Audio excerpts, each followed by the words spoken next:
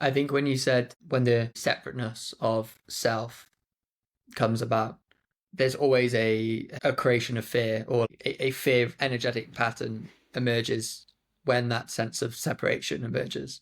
Um, could you say the same for love? No, it's a pattern that's intrinsic in what we call creation, in the ability to move skillfully. If there was no fear, that friendly and energy announcing risks, the chance of moving without dying would be reduced. The fear needs to be there. The fear isn't the error. Coming back is the fundamental prediction, the energetic prediction that there is a separate something at the center of that movement that owns that movement. The one is almost like a natural dance, a natural transactional movement of energy, of values, becomes distorted and weaponized in a way, becomes more violent by the introduction of the self-interested, fearful businessman. Business is lovely. It's a wonderful protocol. It's essential. The transactional sharing. But when it becomes out of kilter by that, it becoming business. I'm just using these words now, just careful. Which is run by self-interest because I own things. This is my belongings. This is my life. This is my family. This is my culture. Then something's been weaponized in a way to be an extreme or liable to extremes.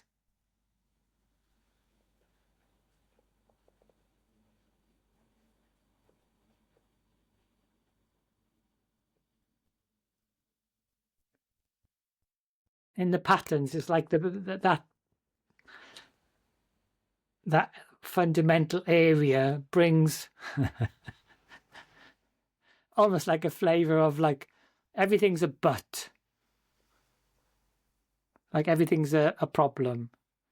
Whereas the flavor of the ocean is and the waves and the immeasurable infinitude of patterns, it's more like and this and that. It encompasses, it doesn't exclude anything.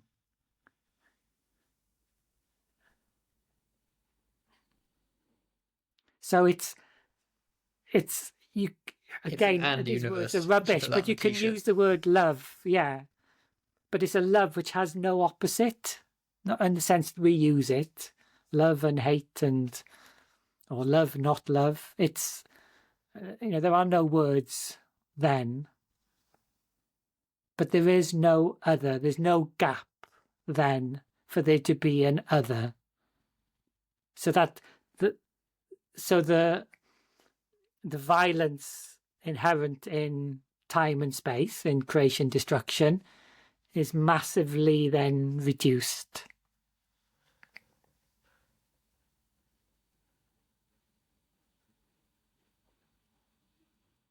But the more that fundamental error becomes dominant, the minus, the butness, the more it gets out of kilter. I guess earlier when you were talking about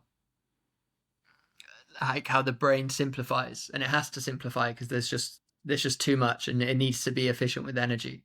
The fact that we aren't constantly walking around in absolute wonder at how insane it is that any of this is happening, that we exist, that Wi-Fi exists, that microwaves, that the sun exists, the color of a sunset exists, is probably the brain playing this seemingly nasty trick to make us feel depressed around all of this wonder. It's what I call the illusion of knowledge. Mm. Because in the movement of knowledge we can make something, we in a sense push it to the background because we know it. So we make it boring. That the boredom mechanism is the way to take things out of attention, because attention is very limited and scarce. So we think we know what a tree is. Oh, I've seen that tree 1,000 times. Mm. But you have never known a separate something which is a tree.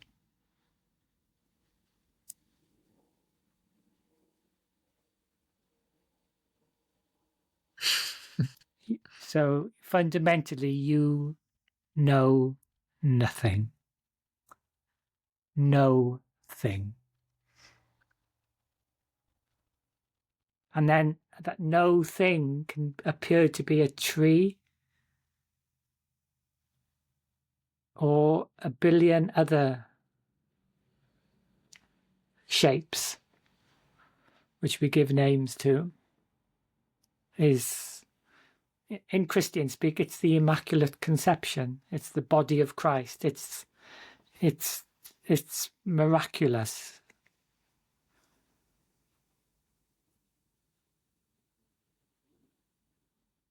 And it's ever new.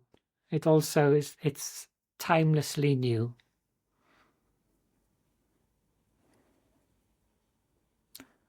And there is no thing which is a cause and no separate thing which is an effect. All those things just collapse. Anyway, enough words.